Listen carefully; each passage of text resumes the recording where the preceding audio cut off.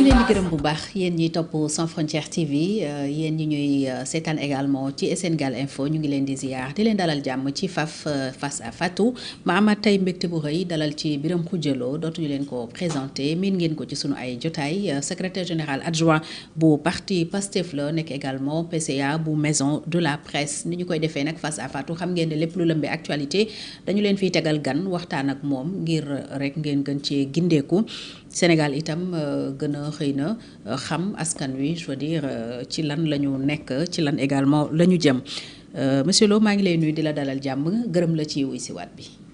maa ngi lay fay di nuyu sa technicien bi di nuyu également internet yi ñuy seetaan yëpp. jiital ci nuyoo bi son excellence monsieur le président de la République du Sénégal monsieur Bassirou Diomaye Diakhar Faye.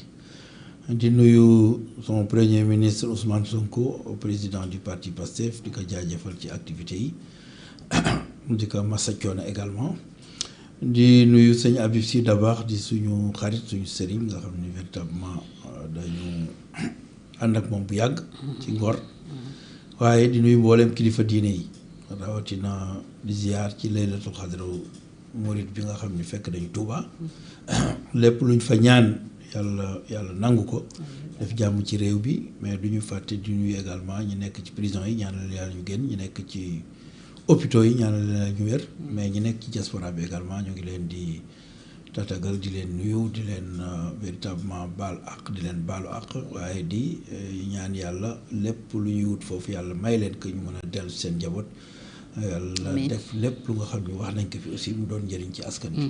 amiin yaa rabbi jërëjëf monsieur Lo Birame Khoudia Lo mooy suñu gan kon tey ci FAF secrétaire général adjoint bu Pastef nag fan yëpp xam ngeen ni ñu ngi koy bàyyi xel ndax dafa def daje bu am solo moom président bi di Ousmane Sonko ñaari daje sax bi ci njëkk mu sekkoon ko ak coalition wam APT bi ci mujj di conseil national bu Pastef bi mu dalal ngeen am nag stratégie bu ngeen doxalee bi yoon ndax ñaare bu ngeen defaan daje yu ni mel day am communication day am même peut-être déclaration cette fois-ci mun nañu ne rien n'a fuité su dul li ci Ousmane Sonko wax ak congrès bi ngeen annoncé lan mooy les décisions phares yi nga xam ne génn na ci seen ndaje moomu di le conseil national balaa ñuy ñëw ci coalition APT monsieur Lo.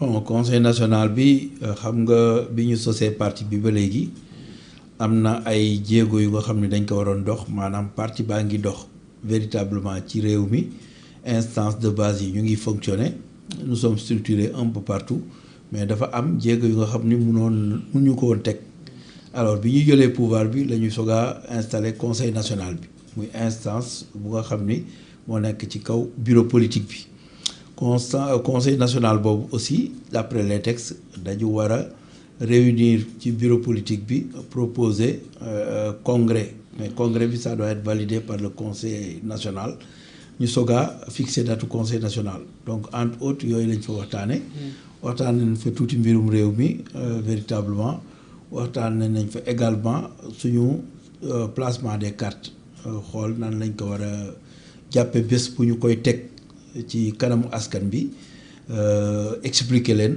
avant ñuy lancer vente des cartes parce que kenn umpalewul ni ba ñu sosé parti ba pare carte yee ñu defoon carte yooyu mooy circuler ba tey te carte dafa war a am durée de vie bu ko defee ñu renouveler carte yi bu ko defee loolu aussi dafa bokk ci la vie du parti congrès nag parti yi ko fi def barewul xam nga boo déggee ni congrès parti véritablement xëy na ay parti socialiste lay dégg même parti démocratique man dégguma seen benn congrès bu am te marche parti dafa war a am congrès alors datu congrès bi aussi lañ doon discuter après validation du bureau politique pour pouvoir quand même dem congrès donc loolu lañ doon discuter. yéen a ngi jàpp le 6 juin.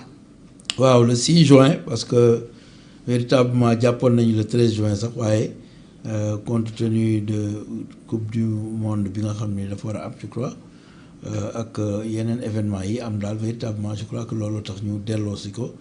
ba le 6. le 6 defe naa date bu baax la parce que dina fekk ñu weesu tabaski bi bu baax ñi demoon umra ji wala ñi demoon aji màkk xëy na dinañ jot a ñëw waaye daal le 6 boobu lañ jàpp pour véritablement teg congrès bi mu noon instant bu capital ci vie wu parti parce que parti dafa war dem congrès donc yooyu daal lañ fa jot a waxtaane. ndajem apte bi lan moo fa génn comme résolution. bon apte nag véritablement xam nga bañ ko sosee ba léegi mooy bi ñu changé turu coalition bi ba léegi tooguñu waxtaan te en général yooyu. bu changé wala sos coalition bu bees parce que bi fi nekkoon mi ngi fi ba léegi. non c'est-à-dire coalition bi. mi ngi Diomaye président. mi ngi dale ci coalition Ousmane Sonko. ok Sonko président je crois que coalition boobu la woon. bon bi ñu demee ba ñu kale Ousmane Sonko mu désigné Bassirou Diomaye Diakhar Faye ñi nekkoon ci coalition Sonko dem nekk ci coalition Bassirou Diomaye Diakhar Faye en plus nag booba presque élection yi jot na am ñu bare ñu wàll yi ñëw ci coalition Bassirou Diomaye Diakhar Faye keroog maa ngi dégg ku mel na doyen Mayabe maa ngi koy nuyu en passant mi ngi wax ni ku mel na Serigne Gueye Diop moom moo ko jëli ñu dem accompagne ci magi Pastef ak véritablement man mii effectivement je crois que Bassirou Mbow mi ngi dëkk Mbour moom moo ma saisir ni ma Serigne Gueye Diop fi mu ne toll na ci foo nga xam ni bëgg na ñëw Pastef bëgg na ñëw également ci coalition bi mais kenn jël siwu ko si la woo Mayabe donc ñu constitué une délégation ñu dem fa timis waxtaan ak moom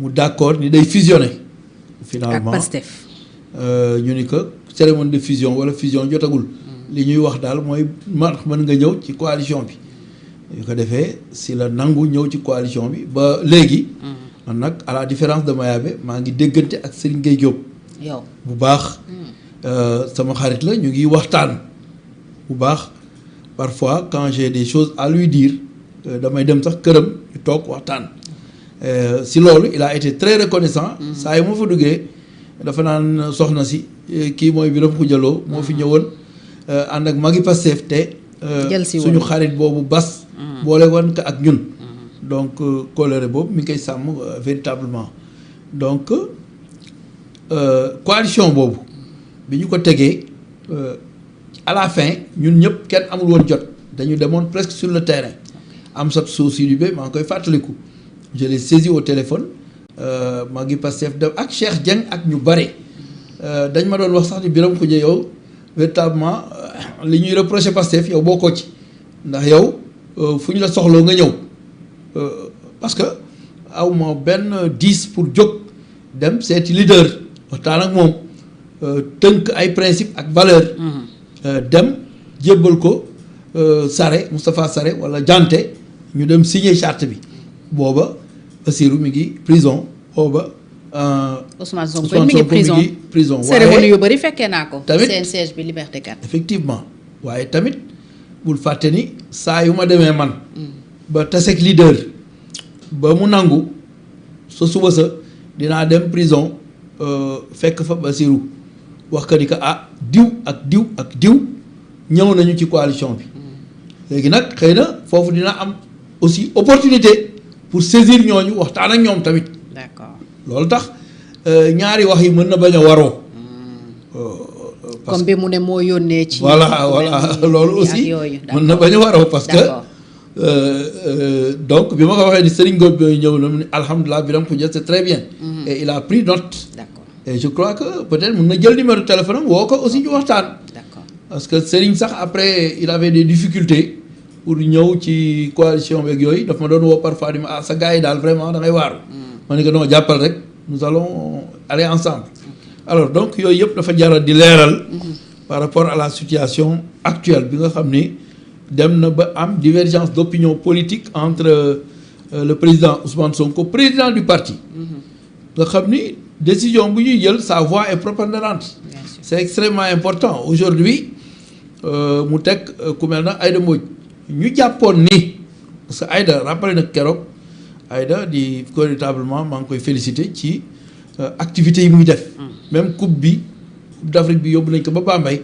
ma fekk ko fa ñu sargal ko loolu yëpp c'est extrêmement important keroog rappelé na ko président ci boppam moo bëggoon comme élection yi passé na ñu changer le nom de la coalition ce n'est plus une coalition Diomaye mais ñu changer tur bi alors loolu moo tax ñun loolu la ñu topp ba tey ñu tuddee apte boobu nga xam ni moom la ñu proposé. mais liggéey boobu li ci président Diomaye santoon Aïda Mbodj dafa mel ni defu ko ndax wax na ko ci communiqué bi mu defoon ba dénk Mimi Touré pour mu def la restructuration. mooy waaw pour dire tout simplement que Aïda Mbodj mi ngi woon ci loolu.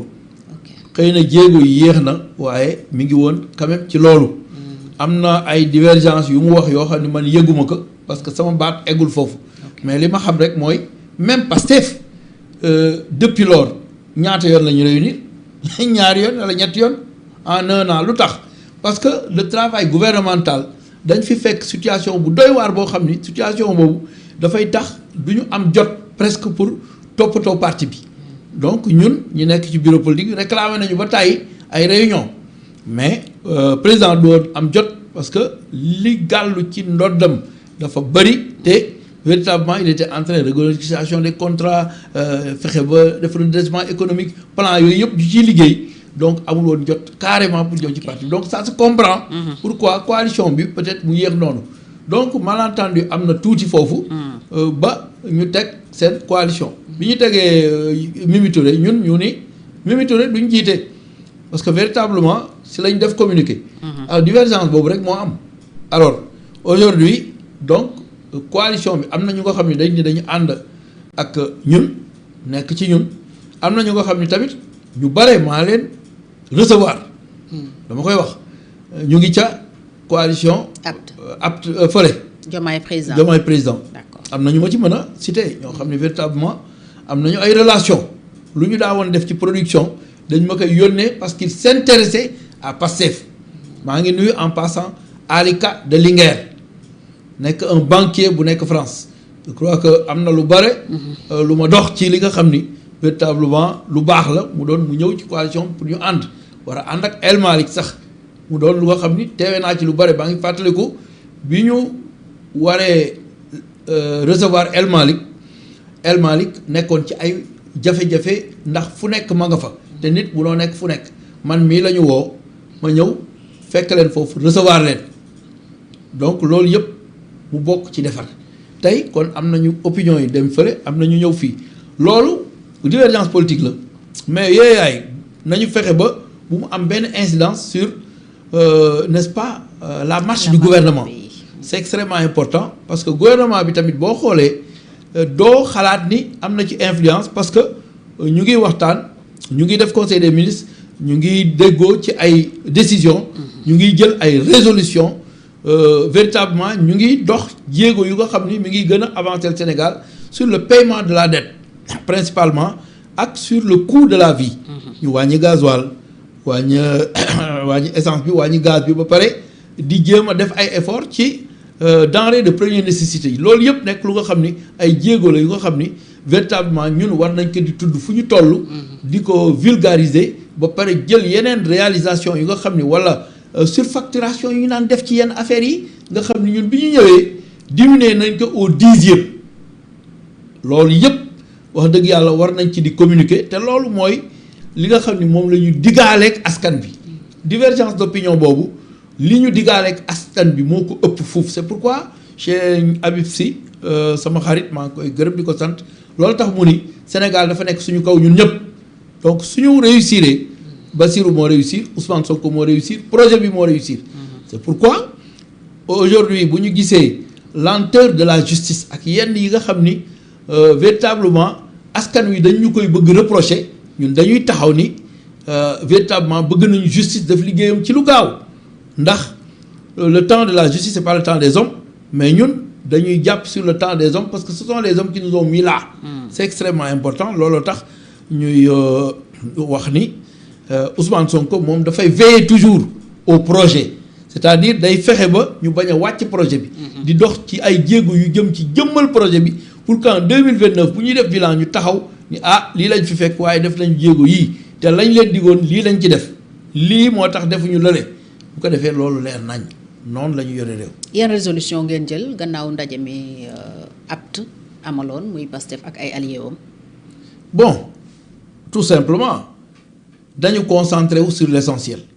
lan mooy l'essentiel. mooy la massification c'est-à-dire communiqué bi ñu génnee jox ko waa Pastef pour objectif 1 million de militants même chose la waa apte war a def ku nekk war nga liggéey ci sa gox liggéey ba mën a indil loo nga xam ni dina permettre quand même bu ñu dee jongante ñu mën a am ndam ci jongante yooyu. massifier bi donc bu dee coalition moo koy def daf koy def pour le compte de Pastef. dafay massifier pour le compte de la coalition. kon ay leader ngeen di jëli. si dañuy massifier pas ay leader. ñoom mën nañu gën a yokk tamit seen doole. parce que doole yi bu ñu ko boolee parce que bul fàtte ni am na ñu bari ñu nga xam ni. coalition parti ak mouvement ñoo koy constituer. oui mais am na ñu bari ñu nekk ci parti bi ak mouvement yi ñu nga xam ni depuis 2021 ñu ngi ñuy solliciter pour fusionner ak Pastef. ñun ñoo leen ni parewuñu aujourd'hui dafa am yu bari yu ñu war a régler am na réglage yu bari yu ñu war a def avant ñuy wax waxu fusion.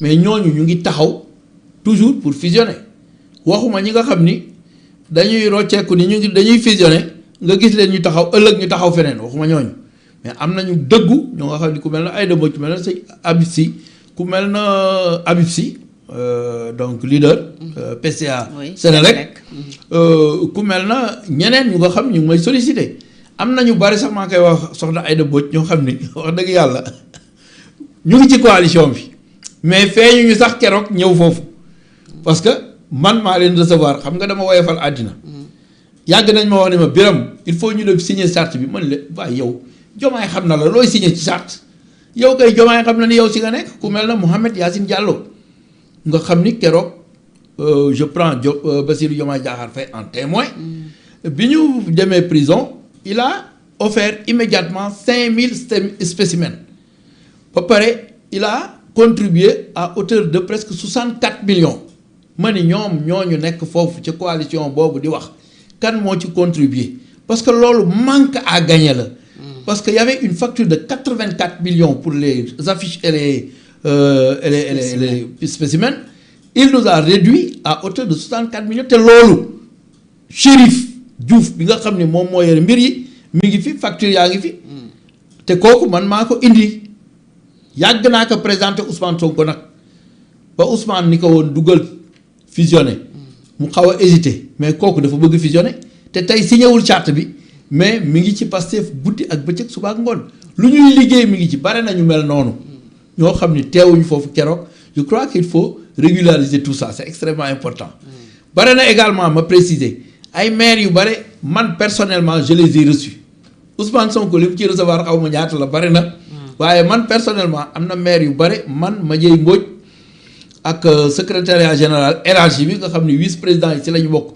ak secrétaire généraux yi alors ñun recevoir nañu ay maire yu bari yoo xam ni keroog am na ñu bari sax gis naa leen ñu nekk ci foofu loolu yëpp jàmm la. waaye bu ñu demee ba carte gi di leer incha allah ñun le maximum bi ñu war a recevoir wala yu ñu war a woo dinañ leen woo ñu ñëw bu ko defee bokk ci liggéey bi donc loolu yëpp daal doon lu nga xam ne dafay construire parti bi parti bi bu amee doole day may coalition bi doole tamit parce que yow bu fekkee ni dem nga interroger sa ay militants am na ay militants yu nekk par exemple à l'unité 24 dañ ni man maa ngi ci Malick Gakou ma ni ko sotti ci ak def ci la parce que donc yéen mun ngeen bokk ci li nga xam ne bu ñu dee def réunion bi yëpp yéen mun ngeen ci bokk véritablement parce que Malick Gakou mi ngi ci ñun keroog je crois que maa ngi koy féliciter en pensant il était présent loolu yëpp c'est extrêmement important donc ci loolu daal la ñu kii à part fusion bi ñu ni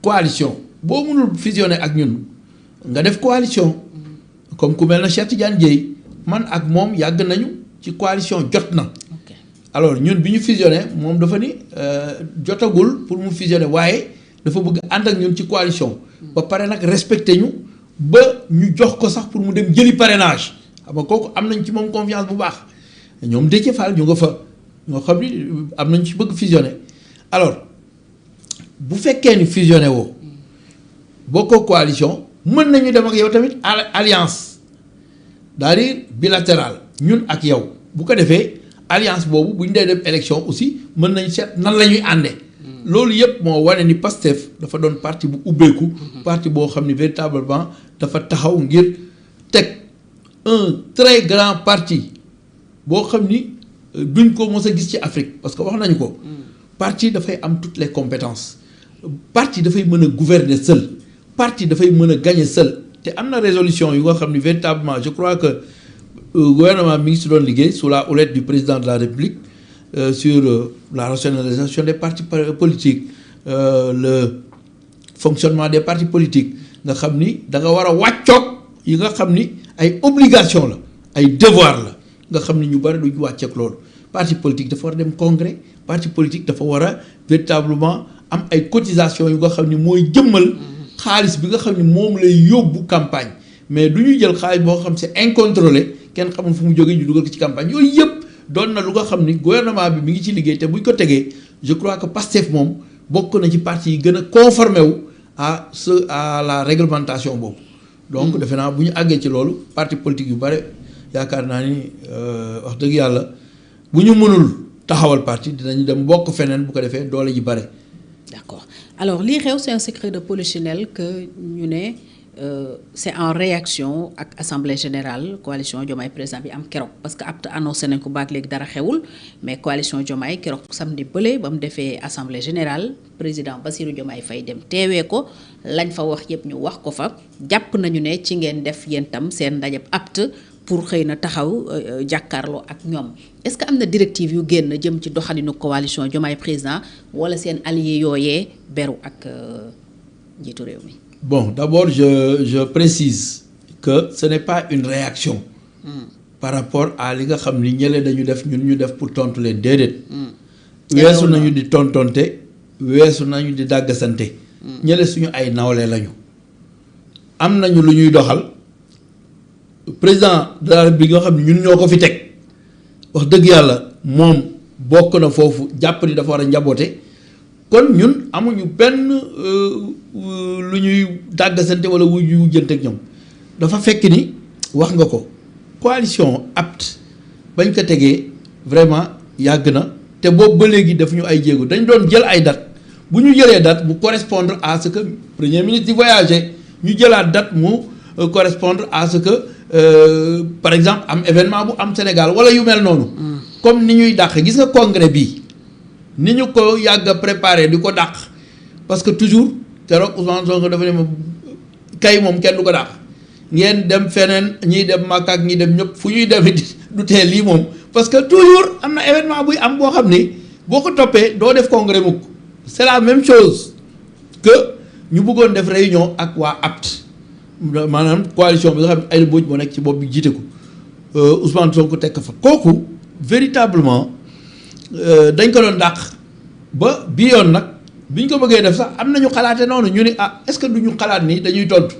ñu ni leen ñun même bu ko nit ñi xalaatee ñun le principe moo ci am solo muy véritablement li nga xam ne moom lañ jàpp parce que lañ fa wax tamit dama koy préciser Ousmane Sonko wax na fa ni ci directive yooyu nga wax bugguñu fi dégg nag kenn di tëb di dal ci kaw kenn wala di tëb di wax ci kaw kenn. loolu la fa wax. waaw parce que aujourd'hui le problème est clair. xam nga clair obscur moo baaxul maa ngi fii maa ngi fee moo baaxul teg tànk fii teg tànk fee moo baaxul fii ak fee bu doon suñu sagoo ñu nekk benn ñun nous l'avons toujours prôné dem nañ fi président de la République am na lu ñu fa dégg ba ñu génnee lu rafet la ñu wax député yi dem nañ fa ku mel na coordonnateurs yi dem nañ fa donc li doon suñu espoir mooy ñëpp nekk benn ñu mën a avancer sur l'essentiel mais bu fekkee ni loolu tamit amul ça ne gâche rien. mais qu'est-ce qui bloque lan moo tax ànd nekk benn boobu mënul nekk c'est quoi le problème lan moo tax jubóo bi mën naa ko waxee noonu mënul am. le problème de fond. c'est que fii bi fekkee dañu teg Mimi Touré. nga xam ni man dama jàpp ni personnellement moom ku nekkoon ci président Macky Sall la di liggéey foofu di liggéey contre Pastef mu leer nañ kenn du ko naatable. moom ci boppam Mimi Touré du ko naatable. loolu kay ñëpp xam nañ ko. bi ma taxawee ni Mimi Touré rek fu mu nekk rek ma nga fa ku jub la mos naa ko wax alors loolu moom wootante nañ ci loolu daan déggante aujourd'hui du sax pour man bu doon man maay moom du ma xëccoo loolu mooy sama différence ak ñu bari. moom xëccoo lan la xëccoo. non c'est-à-dire bu fekkee ni teg nañ ma fenn. ñu Pastef ni nañ fa teg diw. si saa si laay rocceeku bu dee man la. ndax rek Pastef bëggul xanaa xamoo ni non. loolu mooy raison man de loolu laa jàpp ni. loolu mooy la waroon def aujourd'hui maa ngi lay wax mairie Parcelles bi dañu nekkoon candidat Jamil Sané nekk candidat Mouramani Kaba nekk candidat man ma nekk candidat mairie Parcelles mais bi ñu toogee moi légitimement j'ai dit que Jamil mun nañ ko bàyyi mu dem pourquoi parce que Jamil dafa yàgg. parce que et puis c'est vous dans vous hein. et puis il fait partie des membres fondateurs dama bëgg ni nit da nga koy reconnaître méritam su fekkee Aïda Mbodj moo fi nekkoon di gérer ba egg ci fii mu am différence bu dee man la man damay rocceeku man laa wax damay rocceeku bàyyi. mais Mimi tabul boppam président Diomaye moo ko wóor tabee mën na ni président comme lii dafa nar a indi coow bàyyi rek ma topp ci ginnaaw sama xarit sama mbokk ay man loolu laay defee c'est-à-dire du je mets pas de l'huile bu dee man maa war a nekk kii damay rocceeku jaaral na ma sax ma bàyyi politique. kon tey c'est Mimi le problème. donc en tout cas su ma la dégg en analysant le problème kii dafa ni Mimi mooy jiite ñu ne on maintient Aïda Mbodj donc loolu bu dañoon verrou boobu bu jógoon xëy na dañu ànd waaye nii may waxee nga xam ni damay wax pour que sama frère Bassirou Diomaye Diakhar Faye je le connais très bien d'ailleurs parfois je fais une autre analyse de la situation boo xam ne du ma ko bëgg a préciser mais waxal tout compte fait nan nga koy gisee parce que tout y en a qui ne compte fait. comprennent toujours pas ce qui se passe. tout compte fait en ban tout cas beneen gis-gis nga ci am. nekk na nit koo xam ni nit ku jub la nit ku gore la donc aujourd'hui bu fekkee ni li am na li ma mën a wax mooy képp ku ciy wax ci jàmm képp ku ciy dox ci jàmm ñu xam ni c'est deux frères yu ko xam ni kii tudd na kee doom ñoo ma gën a bokkee man saa yu ma waxee loolu laay wax maintenant ça n'empêche pas que mission bi ma war a def moom moo war ko defal Pastef dinaa ko defal Pastef ba mu mat sëkk parce que fa laa bokk alors li may souhaiter aussi mooy à chaque fois nañ nekk benn béy wéy na mbuus parfois ñu wax ko man déedéet y a rien qui soit impossible d'être réparé. kon ba léegi ànd bi mën na nekk. mais en politique. réconciliation il ne faut jamais dire c'est-à-dire que jamais. essayé ngeen essayé waat wax nga ko sax dem ngeen palais bureau politique bi dem na fa même les magi Pastef am na ñu ci jéemoon dem gis président mais recevoir leen ba jëlee ci frustration. xam nga loo gis rek. est-ce que blocage bi dépassé wul Mimi Touré. non loo gis rek. am na lu koy faj. du mooy noppi di dox ci li koy faj li koy faj mooy dox ba wane ni Ousmane Sonko moo fi nekk démb Ousmane Sonko moo fi nekk tey te loolu am na échéance yu ñu jëm wax dëgg yàlla dina ko jëmmal xëy na bu ñu demee ba wan leen ni réew mi nag wax dëgg yàlla ñoom ñëpp ñu ngi ci gannaaw Ousmane Sonko xëy na dinañ wàññeeku dellu si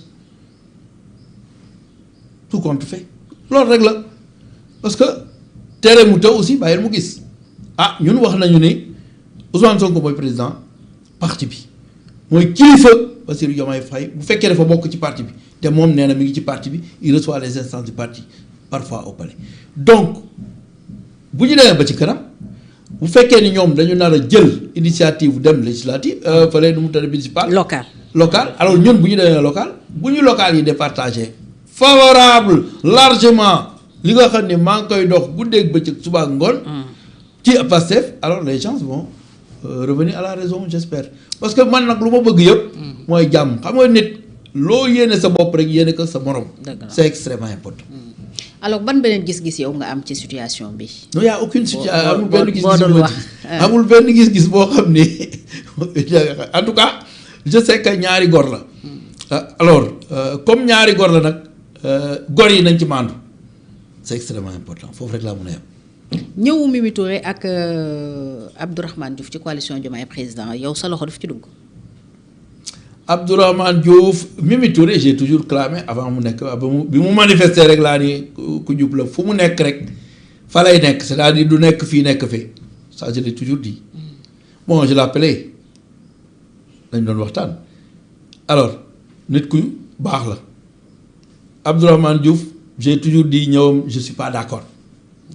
Ce sont des intellectuels yu nga xam ni dañ yaakaar ni mooy façon Cheikh Yérim Seck beeg façon dina ma ko may Ismaïla Madior Fall nga xam ni jàng nañu ni ar waaye au fond parfois bu ñu tegee acte da nga naan est-ce que ñi jàppewuñu ni nit ñi ay xar lañu te ña ngay jàppe xar ñoo la gën a muus fuuf. man maa munul tey lan la def lu tax nga wax loolu. non man maa munul tey. est-ce que yéen du intellectuel de haut niveau tam moo leen di déranger.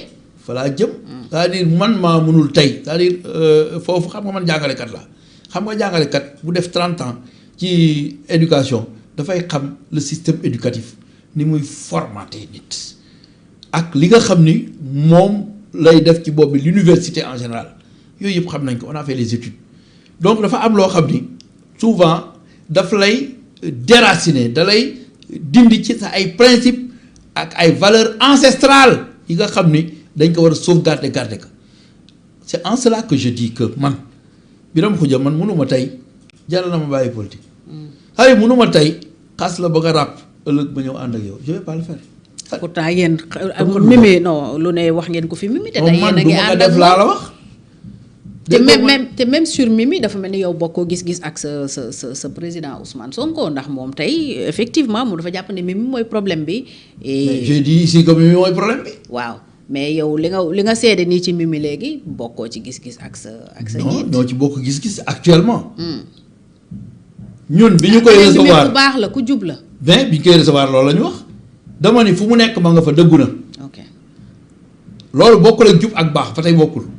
c'est-à-dire au fond nga bañ a nekk fii bañ a nekk fii je niruwul nit ku mel. elle est loyale quoi. c'est-à-dire fu mu nekk fa lay nekk en tout cas noonu laa ko mën a waxee.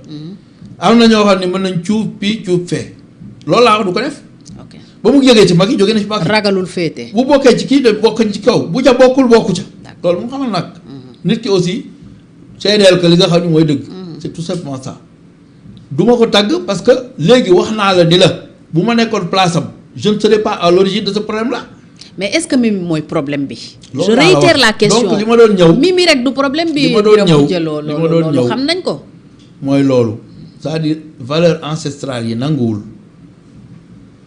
tey nga ni ñii c'est des apprentis ñii c'est des incapables ñii mënuñu yor réew ñu yor réew ma ñëw nga ñëw yor ka ak ñoom man de du ma ko def. peut-être pour jàppale leen. non man du ma ko def renfort leen.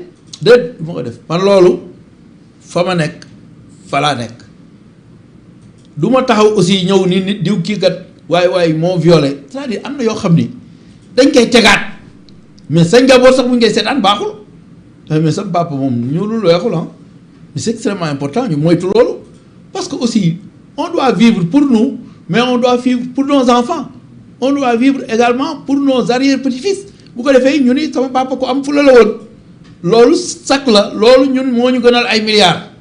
d'accord Birame Khoudia bëggoon nañu xam tam Ousmane Sonko ci ban état d'esprit la nekk après surtout la sortie du président Diomaye parce que li mu wax keroog ci assemblée générale ba c'était peut-être la première fois président Diomaye di wax dëgg ci li dox digganteem ak premier ministre bon ñëwul ci lii la ma def lee laa ko def mais bi mu waxee aussi dégg nañu ndax junj doy na borom xel on a tous compris li président bëgg a wax moom Ousmane Sonko ñëw na sax. par la suite ak stratégie bu ñu ko xameewul woon mooy wax ak dal wax ak tey et puis duggaatul ci polémique tontuwul réagirul en tout cas publiquement keroog ba muy def conférence de presse ci renégociation bi c'est un autre Ousmane Sonko qu'on a vu seen ndaje yi rien n'a fuité et il se dit même loolu bëgg naa ci confirmation que même bi ngeen di dugg téléphone yeeg yëpp dañ ko téye ci biti y avait rien qui pouvait enregistrer ou capter image wala son ci ndaje mi donc tey ci ban état d'esprit la nekk ça c'est des questions que les Sénégalais se posent. loolu c'est pas la première fois ñu def ko. en réunion souvent on suspend les téléphones teg ko. souvent mais pas toujours. pas toujours defuñu ko ci bi ñuy daje conseil national. on n'a pas retenu le téléphone. bi ñuy daje ak ñoom ay coalition bi si la ñu retenir le téléphone. pourquoi. ah mais bon c'est xam nga coalition bi moom coalition la ku nekk ay ñëw. conseil national bi retiré wu conseil leen téléphone national bi non retiré wuñu téléphone bi. c'était vous c'est la famille. ok donc. kon yéen wóoluwu leen seen i alliés. loolu mooy problème bi non du ñàkk wóolu. c'est-à-dire quand on dit de ne pas enregistrer il y a des gens même suñu wóoree dañuy enregistrer. dañuy enregistrer ok loolu yëpp c'est extrêmement important. donc état d'esprit bi Ousmane nekk Ousmane moom il est beaucoup plus serein parce que moom li mu xamul mooy clair obscur ci ni ma ko jàngate loolu sama jàngatu bopp la. moom bu yëpp leeree rek dina mën a teg jéego ndax amul benn jéego bu muy teg bu nga xam ni du leer donc dafa gën a serein dafa gën a xam fi mu jëm dafa gën a am confiance. gën a xam aussi ban rôle la war a jouer véritablement pour la réussite du projet c'est extrêmement important parce que aussi di def ci suuf moom xamul loolu foofu bokk naa foog moom jikko ay def kii do non non non man bañ na ko bu ñuy def ay affaire ci suuf sax kenn ma ci boole damay togg sax rii kenn du ma ci boole yow wax affaire woy da man c'est à la par la suite yàgg na man xaw ma ay affaire kii man bi ma Basiru mën nga may dégg bi ñu demee matul sax 1 mois ñaata yoon lañ toog faluñu ma at bi mu toogee matul 1 mois woo na ma ni ma SG na nga def ça va bien ça va SG lan nga soxla ndax bëgg nga poste ak yooyu ma ne ko SG ma ne ko man kat gagné bi daal laa bëggoon comme gagné nañu rek man maa ngi fecc man moom je suis en train de manifester ma joie je ne pense même pas au poste waaw lu ngeen ma jox nag baax na loolu matul bi mu toogee matul 1 mois 2 mois mu woom ñoom Diomaye mais bi ma wooyee xam nga mooy li ma la wax man xaw ma ay obscur ci suuf tout ça bi nga ma laajee ku ma laajee président de woo na ma vraiment j'étais très content et tout ça et les gens s'indignaient pour dire président de la woo alors man je n'en revenais pas boobu aussi dama gëj a woo attention peut-être que j'ai commis l'erreur d'être naturel envers mes collaborateurs ñi nekk man Fadel wala denn aw ma lu may nëbb yooyu xaw ma je connais pas ça boobu nga ko gëj a dégg boobu laa gëj a dégg président bon xaw ma ndax li ma révélé peut-être booba it boobu nee ma dañ lay teg toog na at soog a may teg ça veut dire que bon mun nañ ko analyser nu bare peut-être aussi du dara parce que am na ñu ma ni non waroo ko woon wax ma ni non lu tax du ma ko wax président man dama doon toog moom ci siège bi man ak moom kese di démb rek maa ngi seetaan image yi ñu toog di def conférence de presse yaa nga fa woon yàgg nañu ak kooku dama koy jàpp comme sama bopp rek man ñu xaw ma ay affaire kii et puis ay poste yi wala yooyu jaraluma may si ñaaw ci dara il faut que aussi ñu cultiver le patriotisme de haut niveau tey rek tase naa koo xam ni ndeysaan c'est des gens qui sont ay gor lañu il fait partie des fondateurs de Pastef fait partie sama wetu kër la nekk fondateur Pastef nga xam ne lu bëri luy ñëw foofu lañ ko doon toggee foofu tey mi ngi toog jàpp ñaamuram ma gis ni kii gor bu ba sëkk la te yàlla may na ko loo xam ne li ñu xëccoo yëpp am na ko parce que mi ngi am jàmm te ñàkkul dara mais loolu dañu ko war a xam loolu jëm na sax tewe ci bu ñuy dem ci les locales yeeg yooyu il faut que ñu dal il faut que ñu xam ni bon affaire yi ce n'est pas xëccoo du cëru gor carrément xëccoo sax dafa am fu mu yem man moo xëccoo yow poste fekkee ni teg naa sama candidat nga teg bu doon sama sagoo boo paree nga bañ ma def ennemi bu ma la jàllalee man ma nekk tafus ci yow ñu ànd liggéey parce que liggéey bi véritablement Sénégal bi ngi ñuy xaar ci loolu am na lu bari mën nañ ko def si suuf balle en bas boobu defe naa la Ousmane Sonko prôné c'est-à-dire au bas-terre aujourd'hui nañu fexe ba l'essentiel mooy liggéeyu gouvernement bi ñu góorgóorlu nañu fexe l'essentiel mooy ku nekk fañ la teg nga jouer sa rôle pleinement l'essentiel mooy ku nekk nga bàyyi xasteeg gaarwaaleeg yooyu yëpp ñun soxla sax ñuy tontu yooyu ñun nañu concentré wu ci 1 million de militants bi politiquement. nan la réagir personnellement ci déclaration yi am foofu keroog notamment bu président Diomaye. non mais munul ñëw di ñu wax président Diomaye nee na nangam man nii laa ci xalaat il l'a pas dit wala boog déglu ma ko xam am na yoo xam ne bon y'avait trop ngi wax peut-être mën na mais jàppuma fu mu waxee ni non li mu wax daal mooy que ñun nekk ñu fit pour di tontu on va pas le faire. Okay. L'essentiel c'est de se concentrer sur le travail. Le travail c'est quoi? C'est aller élargir la base, c'est aller mettre les structures, c'est penser au congrès, c'est donner son avis ci conseil national bi nan la ñu war a doxee et cetera. C'est aussi dem animer la base, c'est aussi la formation à la base des militants et militantes Daara Cheikh Anta Diop. maa ngi nuyu en passant le directeur Moustapha Sarré ministre donc mu def ci jéego yu am solo ak ña mu àndal. donc véritablement ñun loolu la ñu kii te loolu nag yàgg naa ko wax parce que loolu mooy cëru gor c'est-à-dire même quand vous êtes dans des camps yu bokkul ngeen joxante cër nawlante mu jeex politique foofu la war dem politique war na génn ci animosité parce que Sénégal ñoo ko bokk objectif bi aussi ñoo ko bokk maa la gën a mën a defar déedéet maa la gën a lool rek keroog loolu laa wax bi ñuy wax ci affaire mairie parcelle maa la defar rek defar man dinaa xëccoo di defaral ma ànd ak yow ñu defar. monsieur Lo Sénégalais yu bëri tey dañu am impression que parce que man déglu naa la mais lu ci ëpp ci wax ji mi ngi tourner autour de massifier la Pastef massifier la coalition Diomaye président itam ñoom ñi ngi xool nu ñu gën a yaatoo nu ñu gën a taxawee est-ce que fàttewu leen Sénégal ak besoin sénégalais yi problème mu sénégalais yi Sénégal tey mi ngi nekk ci ginnaaw réew yoo xam ne ñoom daawuñu sax seen pëndu Sénégal lu mel ni Burkina lu mel ni Mali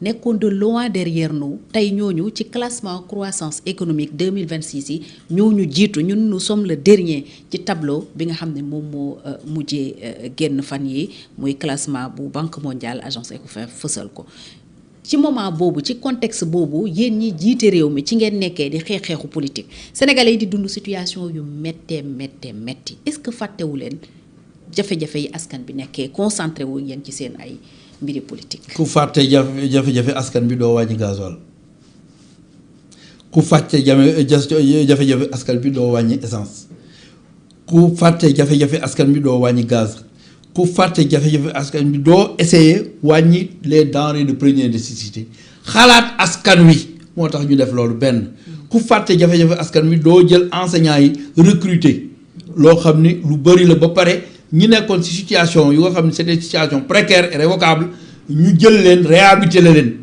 loolu yëpp buñ ko defee mooy ñu ngi taxaw ci mbiru askan bi guddi ak bëccëg suba ak ngoon te li ñu différencier ak yeneen ñi mooy ñun au point surfacturation yeeg yooyu dañ koy réduire woon naa la ko au 10e loolu d'ailleurs priorité la si li ñu Ousmane Sonko sant mooy vulgariser les actions du gouvernement wax naa la ko léegi ci jëlbeen donc seen coalition bi mënuñu naan dañuy fàtte jafe-jafe askan bi je vous ai dit que différent politique boobu bokkul dara wala influencé wul dara ci li nga xam ni dañ ko war a taxaw ci wetu askan bi Mamadou Lamine Diante maa ngi koy gërëm di ko sant ci mi ngi recevoir les syndicats di waxtaan ak ñoom. le haut conseil du dialogue social le haut conseil du dialogue social te li mu fas yéene mooy fexe ba jàpp seen loxo teg leen ci kanamu kilifa yu mag yi nga xam ne premier ministre war na dajeek ñoom mardi moom laay wax la ñu war a def tey ñu wax stabilité. ka la ñu war a def suba ñu wax ka la ñu war a def gannaaw suba ñu wax ka bu ko defee ñu diisoo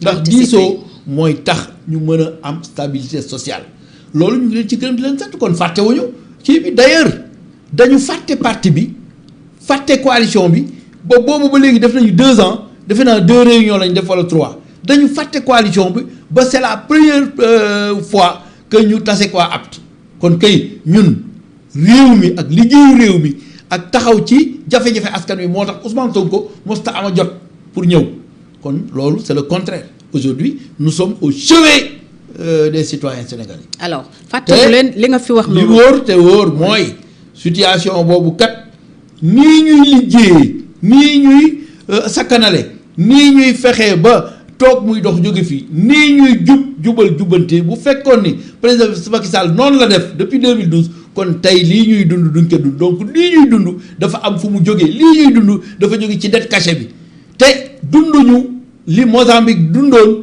bi mu amee dette cachée nga xam ni dafa dem récession économique extraordinaire ba kenn mënatu fa dund alors loolu yëpp daluñu ñu ngi fay salaire yi normalement malgré une dette cachée te ñoom seen dette cachée bu ndaw la woon ñun suñu dette cachée c'est 7 000 milliards c'est faramineux d'ailleurs les gens se demandent comment peut-on cacher une dette ak li pareille. Abdourahmane Ça n'a Sarr wax jamais. yépp vous parlez toujours de dette cachée. mais kan dette cachée bi Abdourahmane Sarr ngay nga booleeg FMI FMI waxul ni dette cachée mais am. Abdourahmane dafa ni Abdourahmane Sarr ministre de l'économie et du plan dafa ne dette cachée le débat n'a pas de sens en fait n'a plus sa raison d'être. parce Voilà. que ki ñu ameel. dafa bëgg xam nit- na ne ameel nañ ko. Waaw. ñi ngi koy fay. Waaw. ki ka ameel xam na ne ameel na ko mi ngi fay. waaw kon kay où est la dette cachée. waaw li ngay fayee bu fekkoon da nga ko def ci économie réew mi est-ce que kon véritablement di nga ko fay Ousmane Sonko wax na ko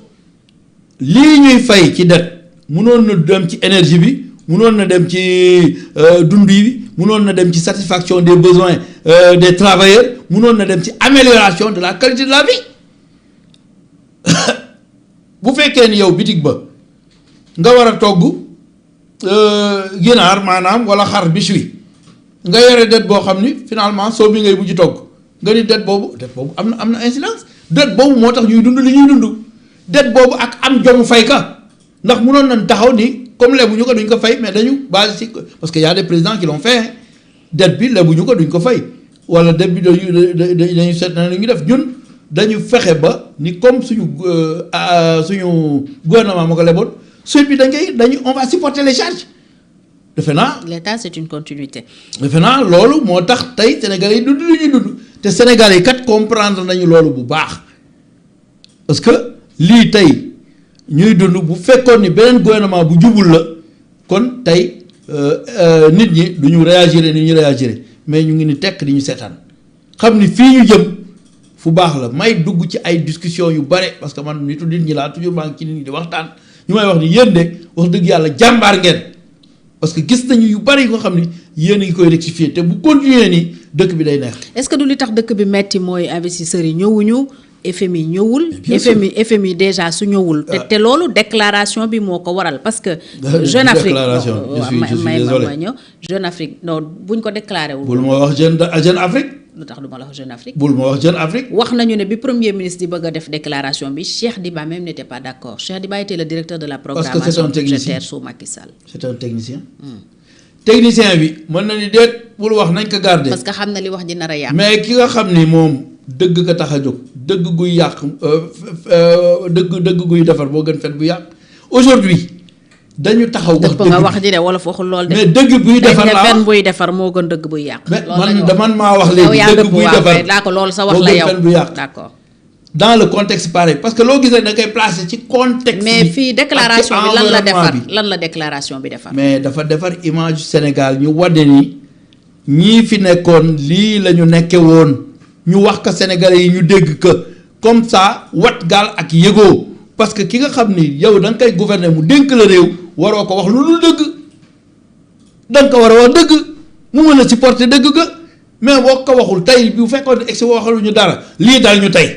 kon lu ñuy wax FMI li tax ñëwul mooy dette cachée bi investisseurs yi lu tax ñëwul mooy dette cachée bi ce n'est pas le fait de dire que la dette est cachée mais c'est le fait de cacher la dette. donc ñi caché ñoom ñooy responsable. dégradation wu Sénégal bi c'est pas imputable à la personne qui a fait la déclaration. mais ce n'est pas imputable à la personne qui dit la vérité loolu daf may fàttali ma ni leen waaw dëgg laa wax wala waxuma dëgg ñu dóor ma ci ba ma nekkee xale. ndax yàgg naa mel noonu for nañu xaalis bi ma gis ki ko moom ni yow yaa moom xaalis bi ñu ne waaw ma ni jawal nga jëw ñu jox la sa xaalis man ñu ni ma lu tax ngay wax loolu ma ni est-ce que dëgg la c'est ça le problème c'est-à-dire dëgg la c'est quelque chose qui est véridique. balaa ma koy fàtte sànq wax nga fi ay wàññi yu ngeen wàññi comme nee nga yow da ngay dégganteeg Serigne Gueye Diop ministre du commerce. wax naa ko ma yóbbante la ci moom. wax naa ko lu leen wàññi gi mu wàññi amul effet. wax naa ko lu ndax leen y a pas de contrôle. boutiquier yeeg commerce yi ku nekk lu la neex ngay def donc seen wàññi bi yéen ay wax ne wàññi ngeen mais la majorité des Sénégalais yëguñu wàññi bi ndax ba léegi bëri na ci ay commerce yoo xam ne lañ daan jaayee la ñuy jaayee sinon plus ce sont les mêmes prix donc seen wàññi bi sentiruñ ko loolu dama la ko yóbbante ci ministre du commerce mais foofu laa bëgg a ñëw est-ce que déglu nga loolu bala nga ma koy yóbbante premier ministre jëkk na ko insister est-ce que débat bi amoon assemblée nationale suivre nga ko bi député bi posé question ci lii nga wax effectivité de la baisse Serigne Gueye yóbbu wax ni woy am na 1000 yu ñu dugal ñu ngay ko nangam. kenn gisu ko. ba mu waxee loolu. yàgg nañ ko wax. Ousmane Sonko dafa ni que répondre ci question boobu donc ça veut dire ce que ça veut dire ça veut dire que aujourd'hui effectivité boobu devant des commerçants véreux devant des gens qui ont l'habitude bu ñu wàññee. du ñu wàññi mais bu ñu yokkee ñu ñëw ko yokk. waaw loolu nag yéen la. loolu état loolu moo war a nekk taxawaayam Serigne Gueye Diop la. seen état moo war a c'est-à-dire dafa waxoon ay boutique témoin wax naa ko. yéen a yëg wàññi mais ñun yëguñu. xam nga ñun sénégalais. xam nga ñun yëguñu wàññi. bokk ci gouvernement. du ñu tere wax la ñu war a wax. nee naa ko ana boutique témoin yi ñu waroon teg. gisuñu dara boutique témoin yooyu doon na permettre aujourd'hui véritablement bu ñu wàññee. bu kii wàññiwul nga dem jënd ci bitik témoin muy Sonadis yu jëkk ya idée boobu dañ ko indi woon te loolu ça va créer des emplois te loolu nekkul lu nga xam ni dafa jafe tu peux voir un financier bu la jox loolu bénéfice ba ngay génnee nga cay fay xale yi waaye bénéfice ba ngay génne nga fayaat ki nga xam ne daf la joxoon. d'accord donc c'est possible bés bi balaa ngeen koy marqué au compteur xaal leen ba sénégalais yëg ko. non il faut ngeen def les mesures d'accompagnement. non yëguñu ko liñ daan jëndee la ñuy jëndee am na ci yu bari yoo xam ne dafa yokk. waaw loolu dama la koy wax parce que damay consommer. man damay consommer comme yow voilà. waaye li ma la bëgg wax mooy bu may dem Saint-Louis. yëguñu la fi wala keroog bi may dem nu mu tudd. courant bi moom laa baisse effectif. defal ndànk. dafa am loo xam ni c'est contrôlable am loo xam ni il faut chercher à contrôler ça. gasoil wàññeeku na par force bi may dem Touba 10 litres xaw ma 15 litres laa fay la des sama poos waaw loolu war na jur. ñi nga xam ne ñooy transporteurs yi ñu wàññi njëg yi loolu yëpp war nañ ca egg. suñ ko wàññiwul yéen la. ah te kenn àggu ca loolu yëpp interpeller ministre du transport ministre du commerce. sur le rôle qu'ils doivent jouer. c'est ça pour l'effectivité des baisses mais au moins ñun wàññi nañ mais ban gouvernement nga mos a gis mu sañ a wàññi gasoil ci ñu ko wàññi amul depuis 2000 ba léegi loolu amul. d'accord kon jéego yi ñuy def te contexte bi ñu fekkoon réew mi 2000 contexte boobu bu ko gën a garaaw la ñu fi fekk ñun parce que ñun dette bi passé na 100% te loolu mosoo ko dégg ci histoire Sénégal je crois que Abdoulaye Wade bi mu ñëwee 14% la fi fekk ci Abdou Diouf Macky Sall bi muy ñëw 39% la fi fekk ci loolu bu ñu ko fi fekkoon tey kon sénégalais yi ñu ngi gundaandaat.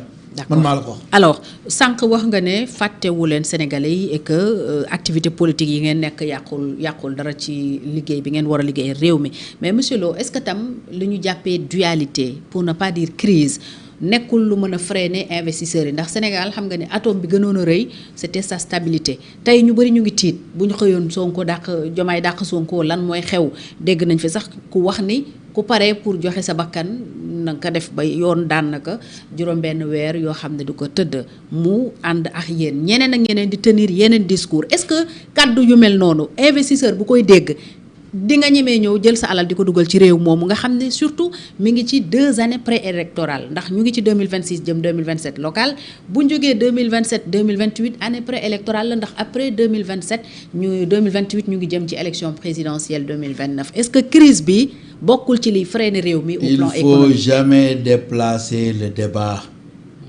investisseurs yi li tax ñëwuñu. mooy amuñu autorisation FMI. FMI dafa am cutis bu muy joxe buy permettre investisseurs yi ñame loolu li ko indi mooy dette cachée bi nga xam ni def nañ ko te tey ñuy góorgóorlu di ko fay mu metti trop ci ñun metti ci Sénégalais yi loolu moo indi investisseurs yi taxaw di xaar comportement bii ñuy am muy ñu ngi fay dette bi normalement loolu mën na encourager at investisseurs yi te investisseurs yi ñu ngi doon fëgg ci suñu bunt moi j'ai reçu tellement d'investisseurs yoo xam ne dañu bëgg ñëw ci Sénégal mais bu fekkee ni dette bi toll na fu nga xam ni waratuñu leb loolu aussi problème la ça freine l'économie. non leb ak investir du benn. waratuñu leb laay wax parce que bu ñu lebul dëkk bi mën na metti te bu mettee investisseurs yi bu ñu dugalee retour sur investissement mën nañ ko bañ a am donc. y a l'économie ne tourne pas. qui est là donc c'est ça le problème le blocage de déggoo mën la Mozambique bi mu amee dette cachée. Il y a eu une récession économique, il y a eu une inflation insupportable, ba institution mënatuñu dox ça freine l'économie ñun heureusement ba léegi ñu ngi doxal di fay donc mën nañu am yaakaar ni ñii dinañu régler problème parce que ay jàmbaar lañu. kon jàppoo ne coowal politique bi freiné na. mais coowal politique ça n'a rien à voir avec la récupération de milliers de milliards yu nga xam ni. ñu ngi koy jëlee ci ay secteurs yu nga xam ni daf daan échapper à l'économie yàgg naa toog naa fi sa plateau wax ICS. je suis très content que keroog Ousmane Sonko wax ni récupération ICS ñu ngi ci tànkam mais loolu est-ce que xam nga li muy jural économie Sénégal yooyu moo doon ay flux yuy génn réew mi yu nga xam ni véritablement bu toogoon ci réew mi lii yëpp ñuy lebi sax duñ ko lebi donc loolu mooy dëgg te jéego yooyu ñu ngi ciy dox ci lu bëri. hydrocarbures lu ne ñu ngay jéem a renégocier di gagner ay milliards yu nga xam ne véritablement tey bu ñu tegul woon loolu tey kon réew mi gën a naat ni budget bi kon yokk kon nañ ko bu passé fii loolu yëpp la ñuy jéem a redresser si redressement la ñu nekk kii di redressement di véritablement métit boo nga xam ni askan wi ñu ngi koy kii mais heureusement jusqu'à présent ñu ngi fay salaire yi normalement ba pare ñu ngi yokk ay salaire dans un contexte aussi difficile on a combiné les deux amul benn réew bu ko mos a def ci àddina.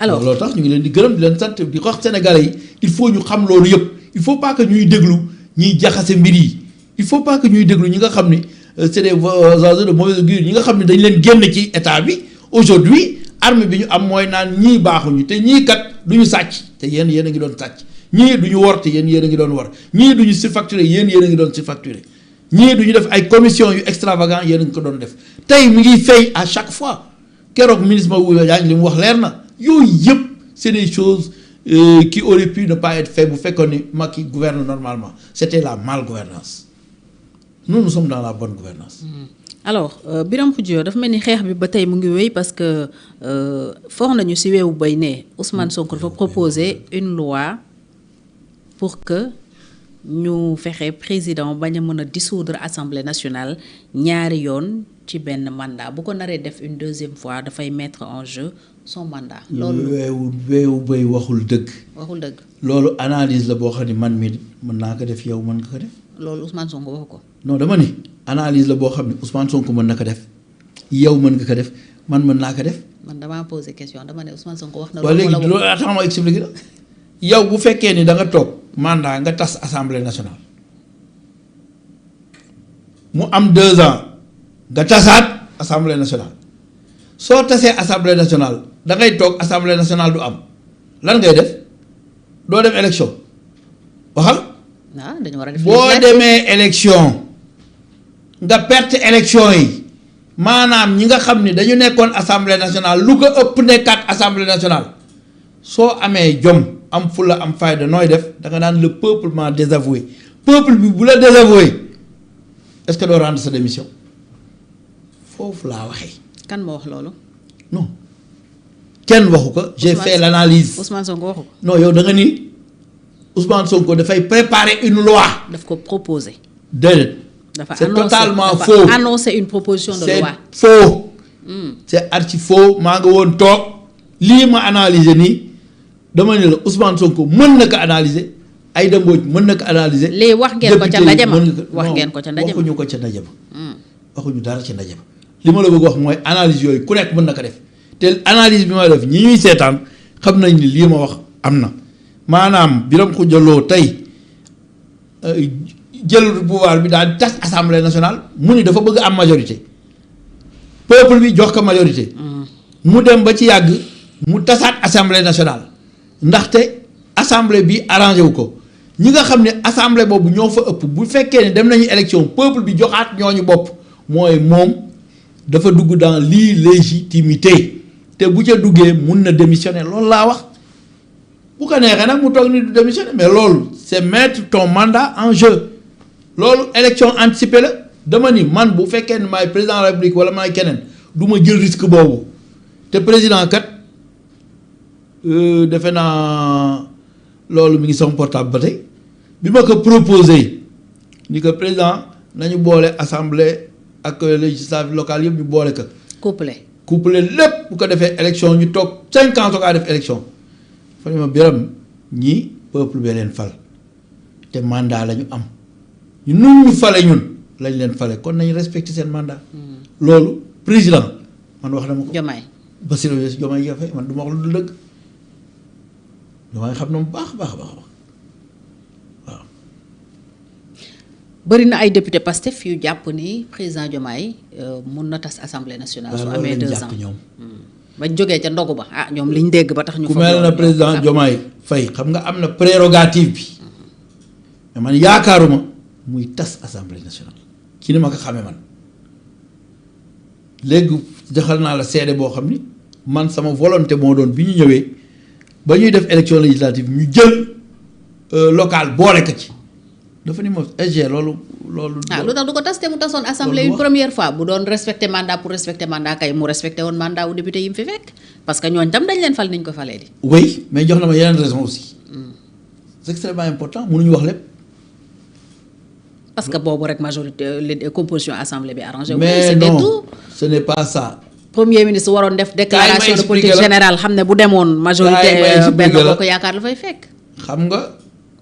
looloo tax ñu war a coupler élection législative locale ak présidentielle parce que yow à une certaine période peuple bi mën nañu am ci yow yaakaar jox la bopp nga dem ba une certaine période peuple bi génn ci yow léegi nag bu fekkee yow législative yi dañuy dese 2 ans wala 3 ans peuple boobu génn ci yow fal ñu bees ñooñu dañu war a wut seen assemblée nationale bokkul ak lii ma wax c'est extrêmement important donc yaakaaruma mu tasaat yaakaaruma ko man maintenant bu ko defee dina ma bett loolu rek laa wax am naa ci droit xanaa. yaakaaroo it mu xëy dàq Ousmane Sonko parce que ña demoon ca ndogu ba it nee nañu. seen interprétation li ma xamee Bassirou Diomaye Diakhar Faye. tey na seen xel.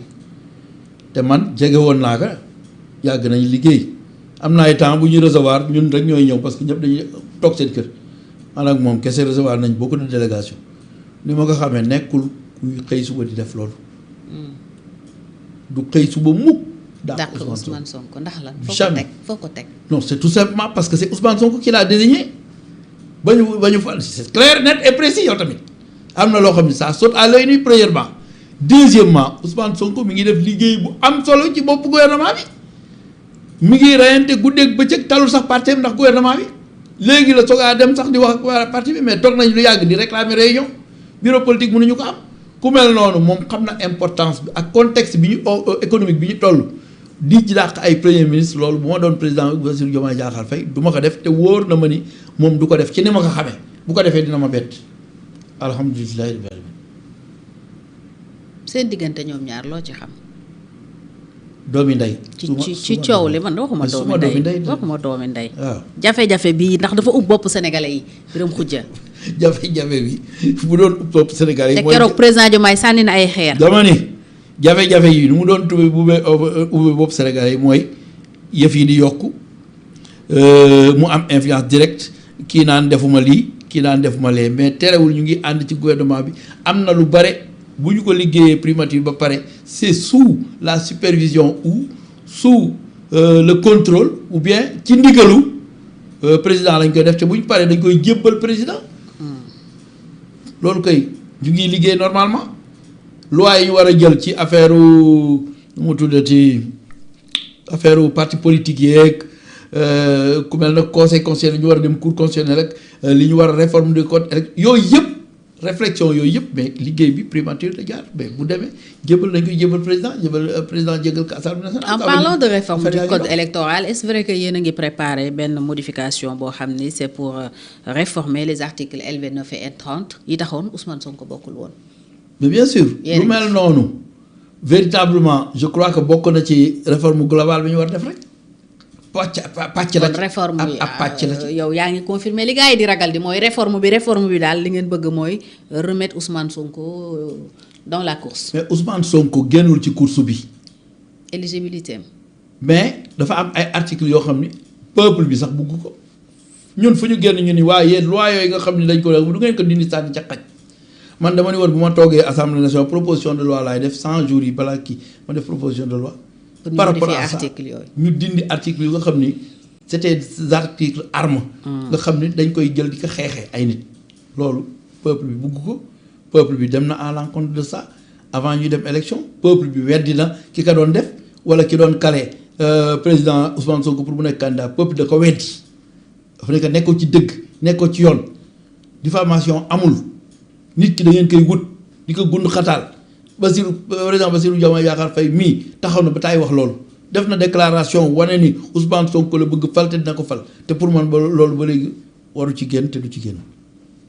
alors en parlant de xeex aussi est-ce que nekkul yéen a ngi ci tànku Diomaye parce que dégg nañu le député Guy Marius Sagna mu annoncé le dépôt d'une proposition de loi boo xam ne jubluwaay bi mooy encadrer les fonds politiques. keneen ki El Hadji Ousmane Fall adressé une question wala plusieurs questions écrites au gouvernement ci ni ñuy gérer les fonds politiques yooyu Birame li ngeen ci doon wax ci opposition nag wax dëgg yàlla bu doon yéen a nga ca ba ngeen yegsee au pouvoir ngeen ciy def li ngeen ci def mais bu ngeen toogee tey ba yëf yi demee nii ngeen di waxi encadrer les fonds politiques ak adresser des questions au gouvernement sur leur gestion dafay mel ni yéen da ngeen a bëgg a peut-être gor tànku Diomaye pour mu bañ a am les fonds tooguñu ba sa yàgg ñu def réforme mën ci def li mu bëgg a def réforme yi ñuy def fonds politique yooyu yëpp war na ci mën a bokk ñun lañu waxoon mais amoon ngeen temps promesse électorale ba tey bëri na lu ngeen promesse électorale la nous avons largement le temps de le faire hein nous avons 5 ans pour le faire demaguñu élection ba pare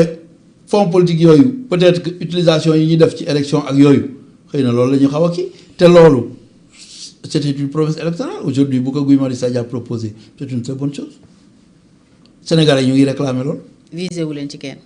mënuñu viser suñu partenaire il est du parti wax na leen mi ngi ci parti bi recevoir na ay nit su waxee ni am na désaccord sur tel point et tel que c'est minime par rapport au point d'accord donc aujourd'hui rien n'empêche la coalition Diomaye d'aller au suffrage local ñun tamit véritablement rien ne nous empêche yow mi dara empêche wu la nous sommes tous des Sénégalais loolu warul tee ñu nekk ci jàmm. kon yéen a ngi ku nekk mi ngi waaj local yi ci côté am xalaatu leen a ànd non mënta nekk. en politique on dit jamais foofu laa wekk.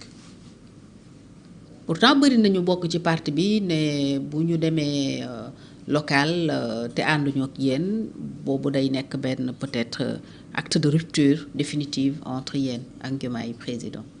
mais bokkoo ci ñi xalaatee noonu. man. ngeen di wut ñoom ñuy wut te ngeen ne yéen a bokk. man dama doon wut Jamil Sané di wut te ñun ñoo bokk te ba ñu paree maa nga ca conseil municipal ba alhamdulilah. Birame Khoudia li ñuy bëgg a gëmloo ni xam nga ne du dugg. non mais dama lay wax rek non leer na ne y' a problème leer na ne. jubóo mais amatu fi si y' a problème y' a divergence politique. waaw lan nga bëgg wax dañuy doon xeex wala lan. du loolu. xeexu leen waaye. waaw amul nag loolu songoo rek ngeen deful waaye yéen a ngi xeex yéen a ngi xeex de songoon te rogoon def pas la peine. songoon ñun rek daal ngeen ñu def ngi ci suñu agenda politique te loolu moo doon lu normal aujourd'hui bu fekkee ni Mimi jël na agenda politique liggéey.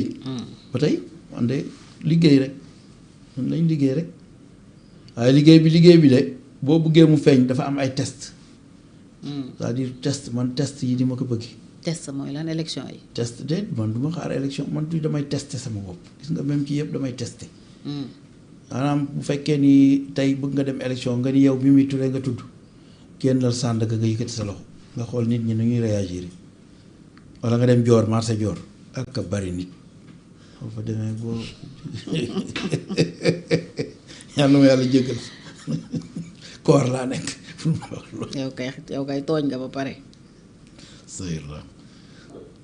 yéen a ngi waaj la candidature de Ousmane Sonko. non xam nga ñun.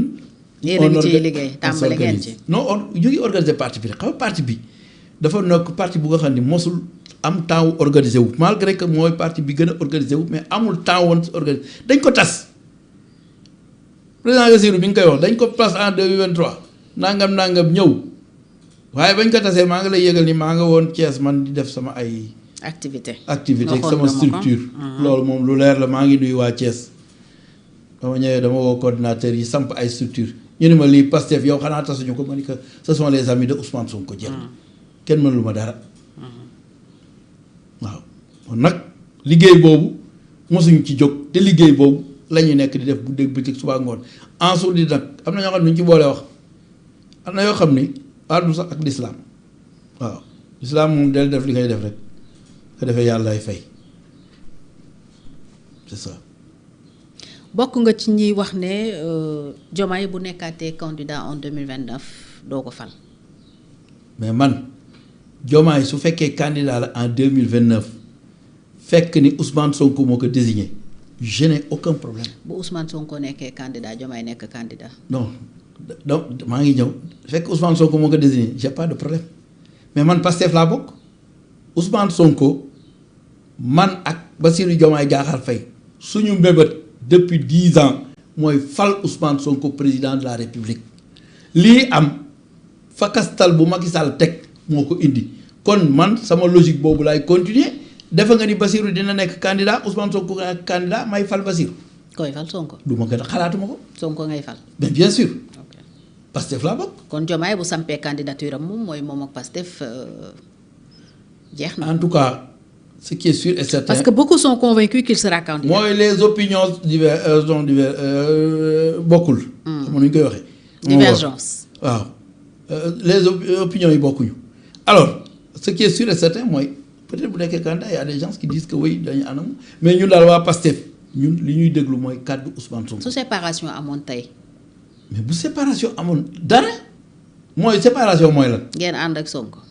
mooy lan. Sonko jógee primature. mais bu jógee primature c'est la même chose. dellu dans l'opposition. ah mais loo bëgg. ngeen ànd ak moom. ah bien loo bëgg c'est évident parce que se retrouve dans l'opposition c'est extrêmement important y a aucun problème nous avons toujours vécu dans l'opposition hein et dañ ci doon génn bu baax ca opposition ba alhamdulillahi rabbil alamin opposition sax est-ce que dafa di lu gën a neex ngay xëy suba rek xool yi doxul nga wax. amul privilège de amul oto amul kii. mais oto bu lan. amul salaire man yu yëg nga ni sama oto opposition bi laay dawal démb bu may génn hôtel Asalaay. maa ngi amoo voiture de fonction. maa ngi nettali damay rêvé sonn après dama mujj fay sama oto toog ci biir oto bi di ree ndax fi may génn sama direction parce que oto opposition laa yore sama direction oto bi dafa diis ba nga xam ne ba may tourné oto Asalaay. fekk na defe naa premier ministre moo doon génn oto ba jiitu ñu ma seereel sa oto bi waa ji génn nag tàngat ni ma fay couper moteur bi laa wax ma reetaan daal di couper moteur bi bàyyi premier ministre bu jàll donc ñun ay problème mu oto ak ay problème privilège taxu ñoo jóg c'est-à-dire c'est la même chose sama chauffeur maa ngi lay nuyu Fallou ñaata yoon nga mos a dawal sama oto est-ce que du ñaari yoon man nekkuma ci yooyu de. ah loolu yow la. waaw man maay dawal sama bopp non même ñeneen ñi souvent c'est l'esprit de Pastef mooy Pastefu. lépp lu ñu la indil nga def ak loolu. man je préfère sax ma nekk ci xët rek bu ko defee moom parce que góor moom da ngay xët ba xëy suba rek yàlla moom la nga dem toog jaan loolu lañ jàpp xët rek. bari nañu fi doon xuloo ci ay nomination yeneen de Birame Khoudia li ngay wax ni taxawul de delloo opposition est-ce que ñëpp pare nañ. pour def ko ci lan ban opposition. ñun sax luy ndey ñuy dellu opposition. ah premier ministre wax na ko di moom envisagé na déjà loolu. waaw léegi luy ndey ñuy dellu opposition yow dinaa togg sama togg ba mu ñor ñële toog fee di xoole wala ñu may sabot naan togg gi du baax. looloo waral mu ne du démissionné. waaw tey ma ñëw lii ma liggéey yëpp bu ma démissionné Sénégal yi laay lor Sénégal yi si boppam laay lor parce que man war naa sauvegarder le projet en collaboration avec mon ami ce qui est sûr et certain mooy Bassirou. li ñu doon jaaxal mooy mu taxaw di day saboter projet bi complètement. yéen kay nee ngeen Diomaye wàcc na projet bi. ça aussi am na lu bëri lu muy def lu jëm ci liggéey. wàññi ceeb bi wàññi dëwliñ bi fexe ba. loolu mooy projet fexe ba si. mooy taxaw ci soxla askan wi parce que suñu premier problème. mooy pays pauvre la ñu nekk totalement endetté alors pays pauvre très endetté boo fa nekkee mais. di dimbali sa askan loolu mooy yërmande mënoon nañ am yeneen priorité la dette seulement restructuration ñu indi loo xam ne ay récession économique imposée par le FMI bu ko defee peuple bi di dee ak xiif loolu la Ousmane Sonko ni duñ ko def c'est extrêmement important. lan ngeen koy reprocher en parlant du projet. kan la ñuy reprocher. Diomaye. li ñuy reprocher justice lañ koy reprocher benn mooy wax dëgg yàlla martyrs yi ñu xool ba régler seen problème. teg ko ci table bi ñi détourné ñu woo leen carrément bu ko defee wax ak ñoom ñu delloo si xaalis bi. mais martyrs yi yéen a am majorité assemblée non. mais ñoo am. Ousmane Sonko nee na mooy le chef de la majorité parlementaire. oui même bu ñu amee. même bu ñu amee. où est-ce que ça bloque loolu lan la ci. la justice lan la ci président Diomaye même bu ñu nee mise en accusation justice moom mooy décider. kon li mu amul c'est le président. non dama ni. justice laa wax. c'est clair da ngeen ne li ngeen koy reprocher mooy justice martyr yi kon moom il y est pour quelque chose. justice bu ma ko defee bien premier ministre bi ngi ci loolu aussi mooy problème bi.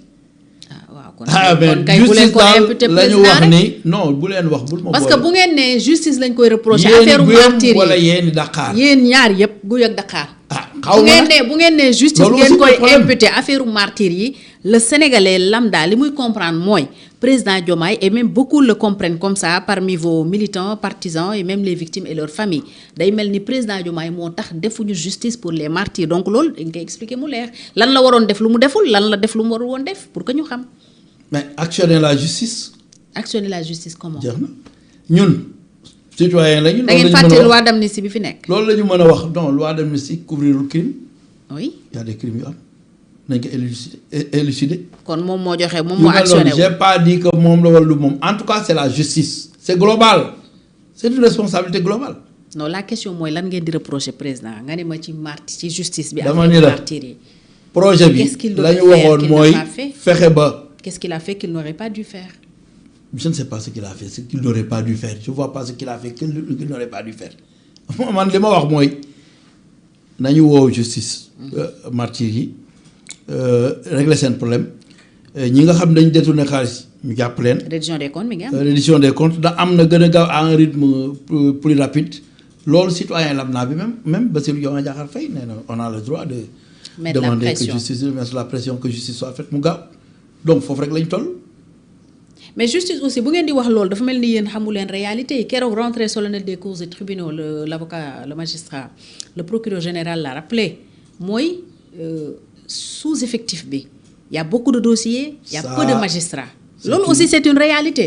mais bu ngeen fàttee réalité. mais loolu wax nañ ko teg yëpp au plan politique aussi ça pose problème. assez de magistrats. oui loolu ngeen war a jiital. on a dit donnez-vous d'abord les moyens de vos ambitions la justice après ngeen doog a exiger avec des ordinateurs ak yëpp ak ay applications yu nga xam ni lu fukki nit bu doon def. y a pas assez de magistrats y a pas assez de greffiers y a pas assez même d'avocats. mais ça je l'ai dit. après on veut une justice hyper rapide. loolu est-ce que c'est je l'ai dit. xel nangu na ko. la priorité du gouvernement mooy le recrutement là. oui. c'est extrêmement important je l'ai dit. et la modernisation de la justice ñu ngi ci. mais yéen ku leen dégg day mel ni président Diomaye moo tax justice. ku ñu dégg ñun ñan. yéen waa Pastef. non. même bi nga waxee léegi moi c'est ce que j'ai compris. je suis désolé. et les Sénégalais ont besoin de comprendre parce que li ñu bëggoon li ñu doon ñaawlu sous le président Macky Sall ak yeneen régime mooy justice boo xam ne loxol politique daf ciy nekk soit di actionner pour que ñuy jàpp ay adversaires wala di actionner pour que du ñu jàpp. loolu dañ na. mais non soo ñëwee di ñu wax fii na actionné day mel ni kon moom moo actionné wul moo tax affaire yi amul. alors que vous nous avez vendu une justice indépendante. xam nga quand on dit mettre la pression sur la justice le peuple peut mettre la pression sur la justice le président aussi peut mettre la pression sur la justice le premier ministre peut mettre la pression sur la justice loolu alors. loolu lañ doon reprocher Ousmane Diagne maintenant mettre la pression c'est quoi au fond donner à la justice les moyens d'être très rapide et loolu il faut du temps. kon moyens yi mooy blocage bi. donc parce que Ousmane Diagne l'ancien ministre était vu comme le blocage bi ñu ko fi jëlee teg fi Yacine Fall moo xam ne vice-présidente Pastef la taxul yëf yi bouger les revendications sont toujours les mêmes. il faut voir kon problème bi moom du ministre yi. il faut voir fan la problème bi nekk. problème bi sous-effectif bokk na si. et le problème que nous reprochons au gouvernement en général c'est pas au président au premier ministre et cetera. et le ministre de la justice et tout c'est-à-dire au fond on veut que la justice soit rapide. on veut ça faisait partie de les promesses électorales te dañu bëgg ñu tëri que loolu la ñu wax y a pas autre chose maintenant vouloir coûte que coûte dire que oui président moo teg tànkam non. loolu lañ koy. moi je ne le dis pas. c'est loolu lañ koy accuser nag yow sax dégg nga ko.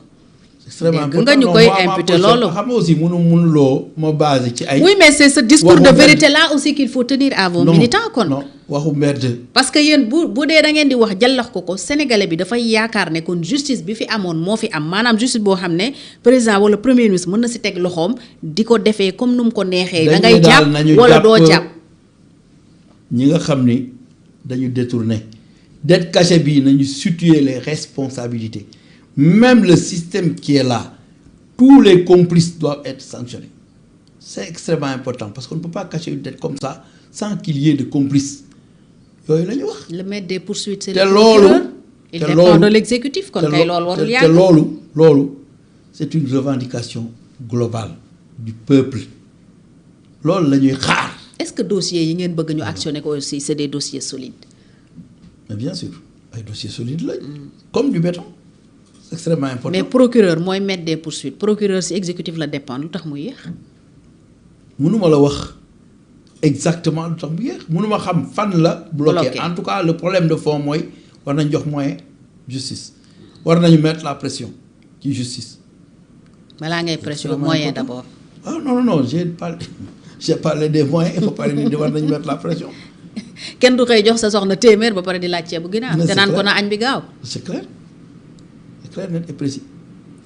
Donc man daal divergence d'opinion politique laa fi gis te loolu laa wax divergence d'opinion politique boobu terewul ñu doxal boobu terewul ñu war a ñun ñëpp muy président Bassirou Diomaye Diakhar Faye muy premier ministre Ousmane Sonko sauvegarder le projet parce que le projet moom la ñu digoon askan bi li may ñaan mooy wooyaay bu ko kenn wàcc te Pastef mi ngi taxaw ci loolu su ñu gisee kenn ku détourné par exemple kenn jàpp ko mais suñu xel day ñaaw kenn ku détourné bëgg tafu ji ci président de la république loolu aussi suñu xel day ñaaw ak ku munti doon loolu mooy wax ji y a pas autre chose. dafa am fi ba ñu pare détourné dem tafu ci président di wax di làmmiñ di rëy làmmiñ alors loolu. dafa am ñu détourné dañu tafu ci président Diomaye. waaw dama ni bu ñu gisee loolu.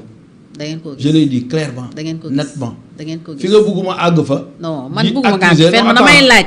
attends damay laaj moi je suis très prudent par rapport à mes déclarations. bul tax ma accuser nit ouvertement. parce que premier ministre dafa am ku mu accusé publiquement ñëpp di ko dégg wala ñu mu accusé mais kenn ci ñooñu ki muy wax Aminata Touré kooku bi muy ñëw di ànd ak yéen mais yéen déggoon ngeen dossier conseil économique boobu déggee dossier bi te amuñu pourquoi ngeen ànd ak moom te non mën nañu dégg dossier bi on n'est pas au pouvoir xam nga boo nekkee pouvoir ngay am dossier boobu da ngeen koo defan mais yàgg ngeen pouvoir sax te war a xam loolu non bi ngeen réeroowee ngeen ne non y a un dossier loolu aussi bon sénégalais de cette taille là œil boobu nga gisee yow man gisee wu ma ko doon yow noo ko gisee yow ni ma ko gisee c'est clair net et précis. noo ko gisee c'est-à-dire accusation yooyu boo nekkee opposition mën nga dégg te amoo ci ay firnde boo nekkee pouvoir mën nga ci am ay firnde loolu rek laa wax.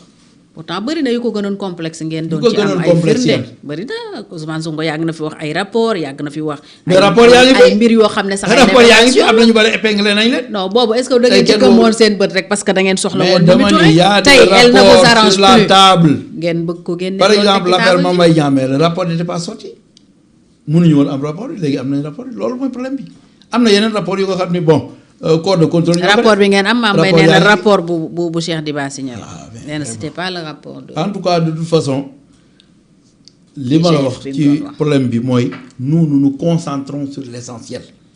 Il y a des questions qui nous intéressent mooy les questions de bonne gouvernance les questions d'éthique de déontologie et de morale loolu mooy sauvegarder projet bi te si loolu lañ taxaw. TAS bàyyeegul Azer ba tey mi ngi ci coow li. Azer nañ ko leeral mu jeex y a aucun problème su waxee ni Azer am na ay kii. tout comme ONAS aussi sénégalais ñu ngi xaar. y a aucun problème ma ni loolu sénégalais yëpp man sénégalais la bokk. mais enquête bi ñu si annoncé woon ba tey bougé wul. bougé wul mooy comment. dégguñu si dara. waaw mais c'est la justice toujours enquête bi dafa war a dox. ah fii nangu ngeen le temps de la justice. mais non dama ni c'est la justice na gaaw laa wax nga naan affaire kii temps de la justice j'ai toujours dit que na gaaw je suis pour que ñu leeral ko. mais duñ leen dégg sax ngeen wax ci. mais bu ko ñeneen di wax les Sénégalais ont besoin d'éclaircir ces situations là. loolu lañ bëgg a dégg.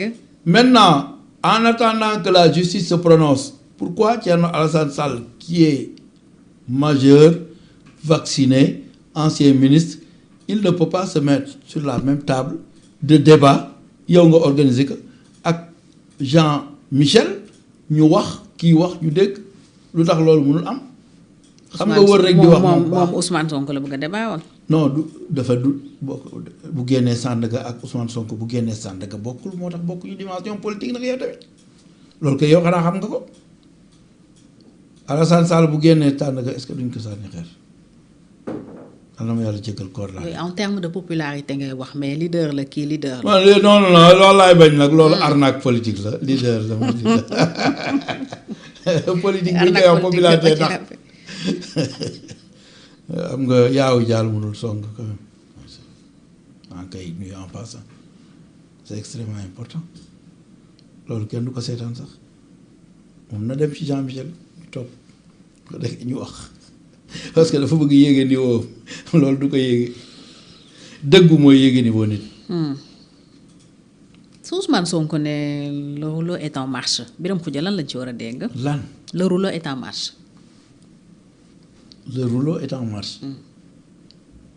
je me souviens pas ban contexte la ko waxee. moo ko si bi mu defee keroog bi mu waxee ne recevoir na le conseil national ak yooyu il a chuté par. oui le parti est en train d'avancer.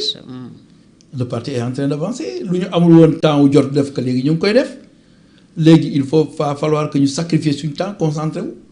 il va falloir que secrétaire général yi taxaw il va falloir que ñu liggéey carrément parce que amatuñu entrave bi ñu Macky Sall tegoon. régénérer nañu parti bi c'est vrai que toog nañu 2 ans yu nga xam ni vraiment la gouvernance économique nekkoon na suñu ëmm ba nga xam ni amuñu woon jotu parti bi léegi nag il faut que ñu tal parti bi parce que ñu ngi jëm ci élection ñu ngi jëm ci lu nekk ñu structurer dem conseil dem congrès réformer le bureau politique yooyu yëpp war nañ ko def. ba pare may opportunité ñi nga xam ne dañu bëgg dugg ci parti bi ñu dugg ci parti bi élargir les bases waxtaan ak nit ñi def ay débat def formation en ligne tout ça c'est possible nous sommes à l'ère du numérique yàgg naa proposer ni nañu président mooy bi ñu ko fi gundu xataal di ko topp ci jumaa yi yàgg naa proposer na toog këram ñu ubbi kii vidéo conférence bu ko defee mu wax ak waa Matam waa Podor waa jëpp léegi heureusement que loolu aujourd'hui toll nañ ci niveau boobu yooyu yëpp affaire la jàmm la mën nañ ci appuyer pour mu installer parti bi normalement. c'est le mot de la fin maa ngi lay gërëm Birame Khoudia Lo amoon mbégte loolu dalal la. waaw maa ngi lay gërëm di la. su dul am na loo bëgg wax lu ma laajul bien sûr yaa li may bëggoon wax te waxuma ko rek mooy que ñu ngi ñaanal ñëpp jàmm. koor gi vraiment ñu bëri ñoo warandoo ñun ak chrétien donc aujourd'hui loolu yëpp doon na lu nga xam ni jàmm la yal na yàlla def jàmm te kat ñu ngi ci jàmm ñiy soulever dàgg sante bi yooyu yëpp nañ ko teg fële ku nekk liggéey mooy jur résultat ñun dañu ngi ci liggéey wax dëgg yàlla te maa ngi digal it waa Kambale ñu nekk seen liggéey bu ko defee bu ëllëgee on se doxante loxo Sénégal gagne c'est le Sénégal qui gagne parce que gouvernance économique mi ngi dox.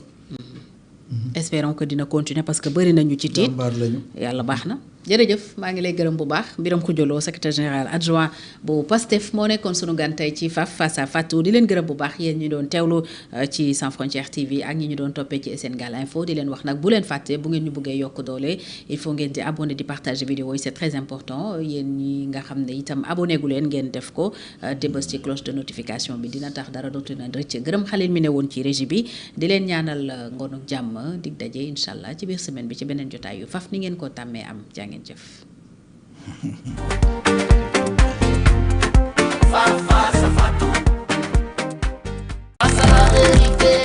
Face à Fatou.